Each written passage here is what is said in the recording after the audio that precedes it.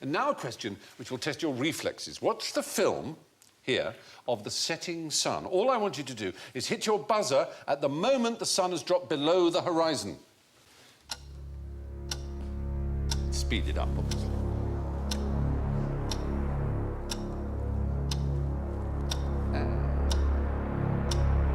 Eyelids are heavy. It was you got there first. Well too late. Well too late. That is the moment at which the sun is below the horizon.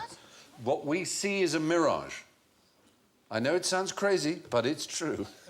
You're looking at me and you're saying, Stephen... Is this to do with how far away it is and you're seeing... It's to do with the bending of light and the eye not accepting it, essentially. But it is genuinely below the horizon. Physically, in other words, the Earth has turned such that it is not there. I know, you're looking very cross and upset and angry. That can't be true about it. But that's a film of it, though. Yeah, so... I know. But you can get film of mirages, and there is nothing there. On the roadside, water puddles. You can get film of rainbows, yes. Yeah, not, I mean, that's a photograph. But it's not there. There's no water there. There's no shimmering... It's just air. Now, I'll try and explain it to you. Light from the setting sun passes through our atmosphere at a shallow angle. It's gradually bent as the air density, the pressure, increases. Not dissimilar to the image of your legs when you sit in a swimming pool.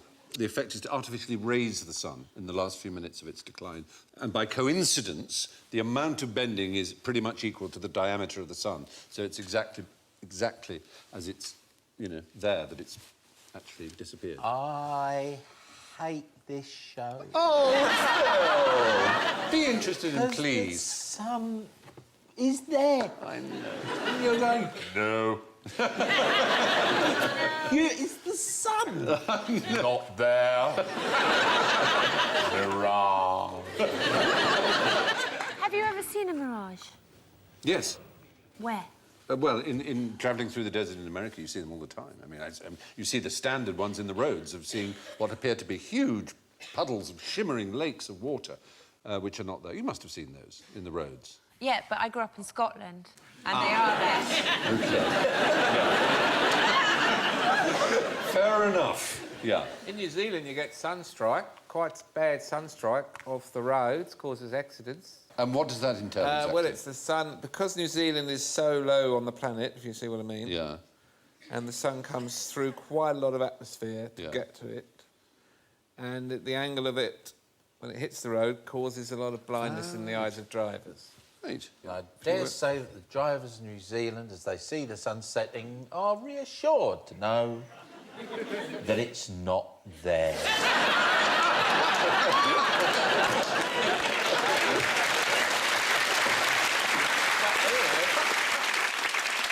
Yes, the fact is, despite Phil's reluctance to understand it, that the setting sun is actually below the horizon at the moment that its lower edge seems to touch the sea. When is the present? Oh, I'm not going to fall into that trap. Who's going to say it? Well, it's not really a trap. It is a genuinely interesting question. I mean, there are different ways of trying to describe what the present might be, but let's talk about the present in terms of archaeology. Archaeologists actually have an acronym, BP, which means before present, and they can date the present. It's an exact date, January the 1st, 1950. That's the present? That, for archaeologists, and there's a very good reason for this, and you might be able to work it out. If you did, I'd be very impressed. Is it plastics? Not quite that. Bakelite? When archaeologists... No, archaeologists are interested in the distant past.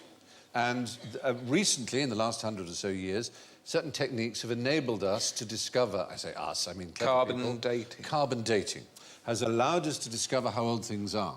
Now, in the 1950s, basically, they decided by January the 1st, 1950, we had so screwed up the atmosphere with nuclear testing that no carbon dating could be trusted after January the 1st, 1950.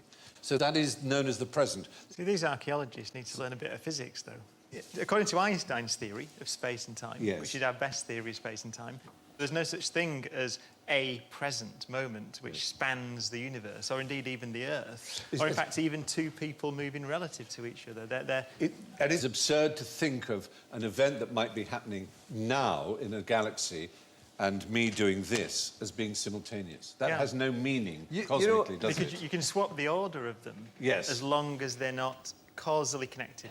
I mean, we don't know how time works at a very fundamental level, actually. But time's arrow. I mean, I actually got my head around that a bit. Yeah. Because you don't need maths. If you think that everything's going forward and as it does, it decays. Yes. So then you understand entropy. Yes. I just look, for instance, all you need is an analogy to make that's pertinent to you. So in my case, all relationships. And then you realise, of course, you've got that perfect 18 months, and then they're dead. The second law of sexual dynamics. Yes, that's how I, according to me, that's how I extrapolate. To make it statistically significant, though, you have to have an awful lot of relationships. Oh, I do. And they really do also the law of entropy. You may not know that, amazingly, nothing in the laws of physics forbids time travel. But if this is the case, where are all the time travellers? She could do so much better than him. He looks absolutely shocked to be with her, doesn't he? I mean, I can't believe my luck. There's the thing known as the grandfather paradox, isn't there? That if you could travel in time, could you go back and shoot your own grandfather? Obviously, you couldn't, because the person killing your grandfather, once your grandfather's dead, you could never have existed. If you haven't existed, you can't have killed your grandfather. But there is a belief also that the very thing you were talking about, the Large Hadron Collider, might initiate the world of time travel, because there are some people who think time travel may be possible in the future, but like telephones, you can't have one telephone. It's useless. You have to have someone else with a telephone. And that in the future, if they have any access to time travel, they need first something on Earth to have been built, like the Large Hadron Collider, which might well cause wormholes to exist that would allow people in the future to connect with it. I was there 2 weeks ago. Were you really? Yeah, very exciting. That was one hell of an anniversary for you and Mrs. Miller, wasn't it? My objection to all this physics, this level of physics, is that you can't explain it to, let's call us, not just ordinary people. You could actually just be making it up. Until it makes machines work. That's the point. When Faraday talked about electricity and magnetism, it didn't make any sense. But then somebody makes a solenoid, somebody makes an electricity generator. Suddenly you've got lights, you've got television, people can talk about quantum P states and N states, and they can talk about this, and suddenly you've got a computer. And you go, I think you'll find... I was the same with the leaf blower. Someone said to me, one day you won't have to rake up the leaves. You are living in cloud cuckoo land. Can you explain the Jesus Christ dinosaur hypothesis? Why might you call anything a Jesus something? Amongst the properties of Jesus, if you... just walking on water, that's the one. That's the one. Now, there's a particular kind of dinosaur, a sort of intermediate dinosaur between birds and dinosaurs, 150 million years ago, which in dinosaur terms is quite recent. It was not long before they were all wiped out. There is a picture. Oh, isn't it beautiful? Like all the dinosaurs. They are. Yeah, they're pretty amazing. Do you know what that one's called, by any chance? Dave. One day the answer might be Dave, one day the answer might be blue whale. It's going to be... What I'm looking forward to is when we have a blue whale called Dave and you don't get it. They're called Archaeopteryx. And all the fossils for Archaeopteryx, oddly enough, are found in a place where there was a sea, but there was absolutely no evidence of any trees. Therefore, it seems very odd as to how they would fly. And there is a suggestion that what they did was they ran on water, rather in the way that swans, when they're about to take off. Let's have a look at a swan about to take off. You'll get the idea of what I mean. They sort of like that. It's a beautiful sight. They can really run along the water. And they think that's what the Archaeopteryx might have done. And there are other animals today still exist that are called the Jesus something because they run on water. Can you think of any examples? Well, there's a lizard. There's a Jesus lizard. You might want to see a Jesus lizard having a bit of a go. The Jesus cow. I would pay big money to see a Jesus cow. I'd get one of my own. How that works is they blow up their own udders really big. Oh, that's space operas. There's something very, very Glenn Larson about that, isn't there? But the Jesus lizard can get up to about 20 metres, which is not bad. Yeah. Obviously, when they stop, they sink. I mean, so it's all about the fact that they are literally walking, or indeed, their case, running on water. They strike the water, they slap it, and they go through. What else runs on water? Well, in Jamaica, there's one that would have been written about by James Bond. Bob Marley used to run on water. This one would... Rita, we're going for a run pon the lake. Hold me chalice while I run on the water. No woman, no drown. I'm full of cultural references. Now, this particular one would have been written about by James Bond. Where did Ian Fleming get the name James Bond? From notepaper. No, he had a book. He lived in Jamaica, and he had a selection of books on Jamaica. And there was a book called The Birds of Jamaica by a man called James Bond. Oh. And that's where he got the name for his hero. And so this man, James Bond, would certainly have written about the jacana, which is a Jesus bird. It's also called the Jesus bird for its apparent ability to walk on water as well. Well, he gets all the credit, and why not, for James Bond, but let's never forget he also wrote Chitty Bang Bang. Ian Fleming wrote Chitty Bang Bang. Chitty Bang Bang. And a character in that was called Caractacus Potts, which I didn't get for years. I didn't understand that joke for years, Caractacus Potts. What's the joke? He was a crackpot. He was an inventor. Crackpot. Oh, a crackpot. Yeah. I know. Are you a Chitty Bang Bang fan? I haven't watched it since I was a child, because I think that's when you're supposed to watch it. Yeah. No, that's girls. You see, little girls grow up to be women, and little boys grow up to be big little boys. Yeah, we've just got too much. Children's We've got films. too much stuff to do. Do you have children, though? No. Ah, well, when you do, then maybe... No. You plan not to? There's no when, Stephen. There's no... No. You're not going to adopt a little, shiny little baby? A shiny one? Are they varnished? Can I varnish one? I don't know. They might be more attractive if they're shiny. It's not my field, Then Stephen revealed his plans for a child buffing workshop. Where craftsmen would get toddlers to a high sheen. More lacquer, little boy.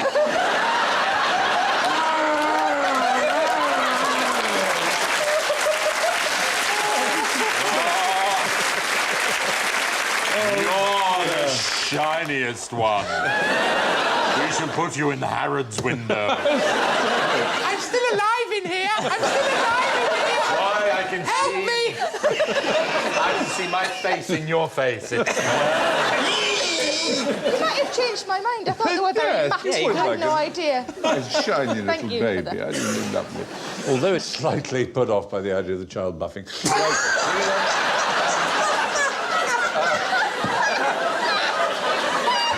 you so much.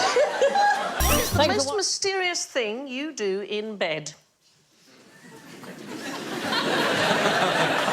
You regrow, you regenerate your body parts, don't you? OK, At but... night. That's what I call it, anyway. What are you doing in there? I'm regenerating! Do you mean that there are bits that are broken? You mend them, is that what you mean? Don't you grow a new liver every 7 years or something? There's no bit of you that is actually the age that you are. No, I think it's every 10 years you're a totally new person. You're totally new, bones, Yes, everything. No, you don't grow gums back. Gums recede and they don't come back. You can't go, oh, I think I'm going to grow my gums long this year. It's probably quite good that the gums don't keep growing and growing and growing.